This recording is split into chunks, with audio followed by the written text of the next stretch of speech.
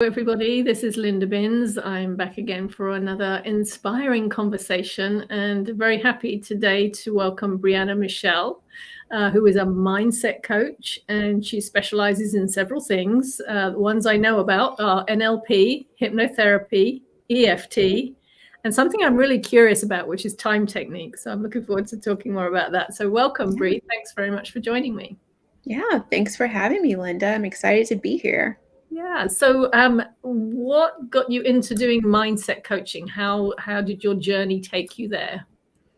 Yeah, so back when I was in high school, I actually kept coming across like friends and other people I was in school with who were already kind of placing limits on themselves and not maybe going to the school that they thought they should have been going to, like for college, not going to the city of their dreams and chasing their career because of maybe whatever their parents thought or the boyfriend at the time thought.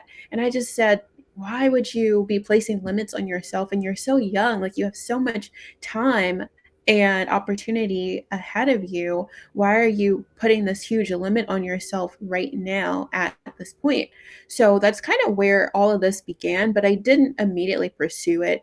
I went on to go to school, study communication and marketing, and I from there just kind of realized like, hey, I am still meeting people who are putting limits on themselves and not doing what they really want to do because of somebody else expecting other things out of them, or maybe society telling them that they should, stick to this traditional 9 to 5 job route. And that wasn't really what was making them happy or fulfilling them. So I thought, this is my time to really dive in deep and help people shift their mindsets to realize, like, hey, you can actually do what it is that brings you joy and still make money and feel content and happy in your life. Well, what I love about that is that you had that mindset so early on. Yeah. Most of us don't, but many of us don't get that to that point at all. But most of us, I think, don't realize that we do have those mindset issues, and we don't realize that until much later on. So I love that you had that so early. That's wonderful. Thank you. Yeah, what a great gift. And so tell us, for those people who don't know, let's look at some of the modalities you use. So NLP, tell us about that. Yes. Yeah, so I use NLP primarily to help people reframe situations that are causing them to maybe look at it just from their perspective and not being open to the other person's perspective, or even maybe a bigger perspective to see both parties or all parties involved. So I primarily do NLP stuff to just reframe and get them to see it in a different way. And for anyone who's unfamiliar with NLP, it's neuro linguistic programming. And it basically is the study and process of how we take in information and either generalize, distort, or delete the information. So, for example, we could both, let's say, watch a movie, and what I get out of it might be completely different than what you got out of it. And because of that, we're going to go on about our lives and, have different experiences and tell people different things about the movie, although it might be the same movie with the same concepts and like core principles, but we just got something different because of how our brain has interpreted that information. All right. Okay. And then hypnotherapy. I think we Yeah. mostly know what that is, but explain Yeah. how do you use that? Yeah.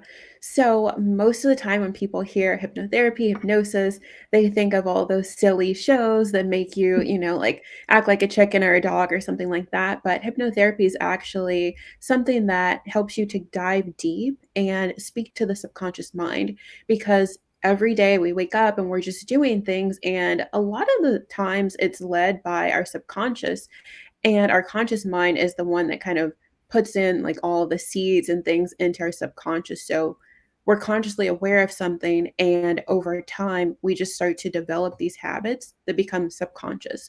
And before we know it, we're doing the same habits and routines all of the time, and we're not consciously aware of it. So, hypnotherapy will actually speak to the subconscious and make it so that way, if you have a habit that you want to maybe alter or correct in whatever way, we can do that, and we can really reprogram it to not go back into the tired and patterns and behaviors that we are used to, but really make change instead of just become consciously aware of that change and say, oh, I'm going to maybe lose weight or eat healthier. And then it lasts maybe 2, 3 weeks, if that. And then we're back on to those same old habits and behaviors. So that's really the focus of hypnotherapy. And hypnotherapy can help with really any situation that you want to change. Is that right? Yes. Yeah. Yes. Okay. And I think we think of it, typically I think of it in terms of, and I have used hypnotherapy before. I actually used it to try and help me. I have a real fear of needles, and I have ever since I was a child, which causes me problems when I have to have blood draws and things like that. So I did use hypnotherapy to try and overcome that. It hasn't quite worked, but anyway. I think typically we think of it in terms of weight loss or something like stopping smoking or something like that. But it can really be used, like if you have fear of speaking, for example, or something like that that's holding you back, right? Yes. Yes, definitely. Yeah. Oh, good. So And then you lots of, have EFT, emotional freedom yes. techniques. So how do you use that?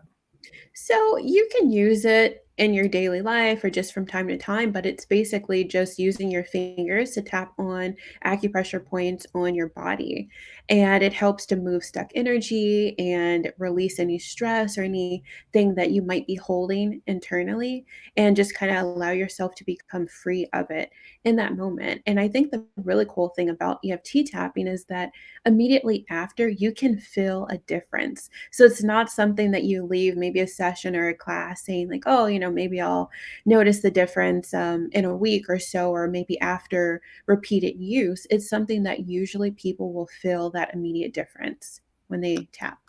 Right. And usually the practitioner will check in and say, where are you on a scale of 1 to 10? And Yes. that's how you can notice, isn't it? So if you're feeling a 10, oh, this is really, really stressful. And after doing some tapping, you can notice, oh, well, actually it's come down to a 5 now. So you can feel the Yeah. progress that you're making.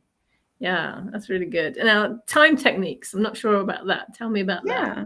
Yes. So the timeline techniques is really interesting because a lot of people have past experiences or maybe traumas that they still kind of refer back to when they think of like a new situation. So maybe something happened in their life that caused them to, I'm trying to think of like an example. Maybe to not feel as confident in themselves.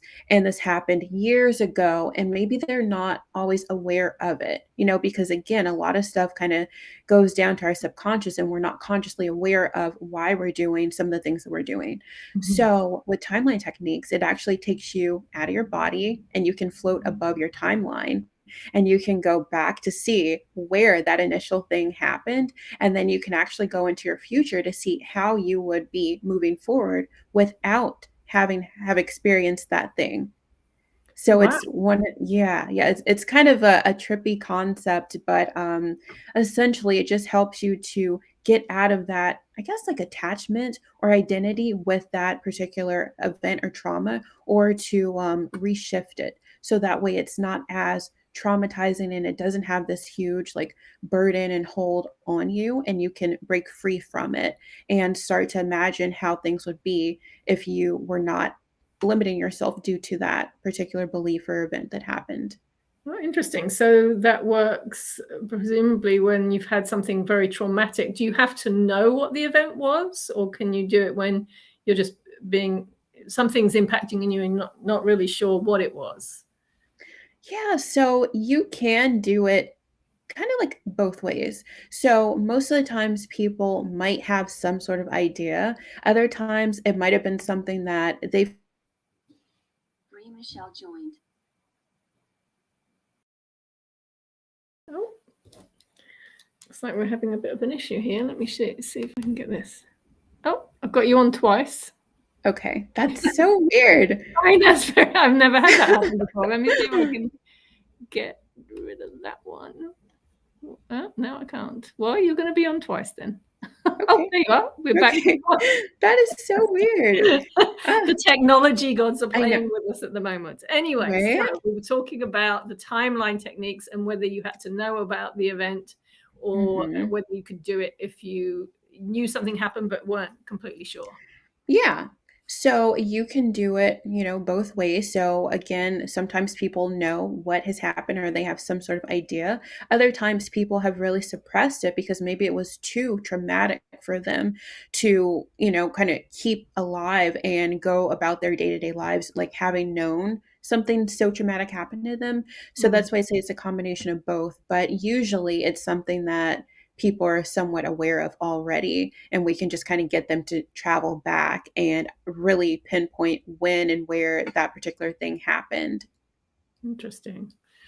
Very interesting. And so you have a number of techniques. Do you typically kind of do a blend of all of them, or do you? Oh, unfortunately, I have lost Brie again. Let's see if she joins us back in a second. That is so unfortunate.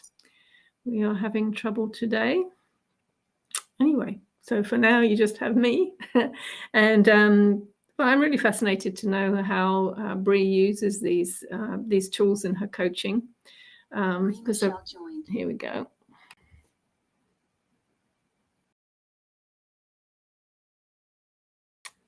Brie, can you hear me?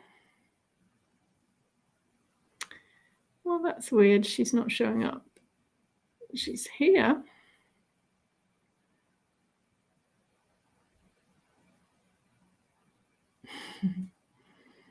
I do love doing live streams, but you cannot hide when something goes wrong. Cannot edit. Let's see if she can join again.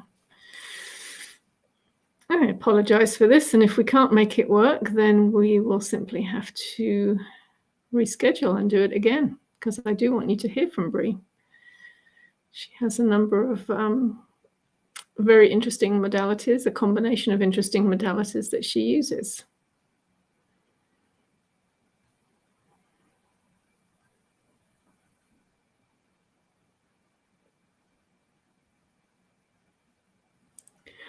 Well, so this is not going to cooperate today by the looks of things. Anyway, I hope that what you've heard from Brie so far encourages you to want to know more. I do apologize for the whatever technical issues these are that have caused problems today. And so what I'm going to do is I will be in touch with Brie and we will reschedule and we will do this again, and hopefully the technology will behave itself. So I'm going to end it there, and I will let you know when we do it again. All right. Bye, everyone.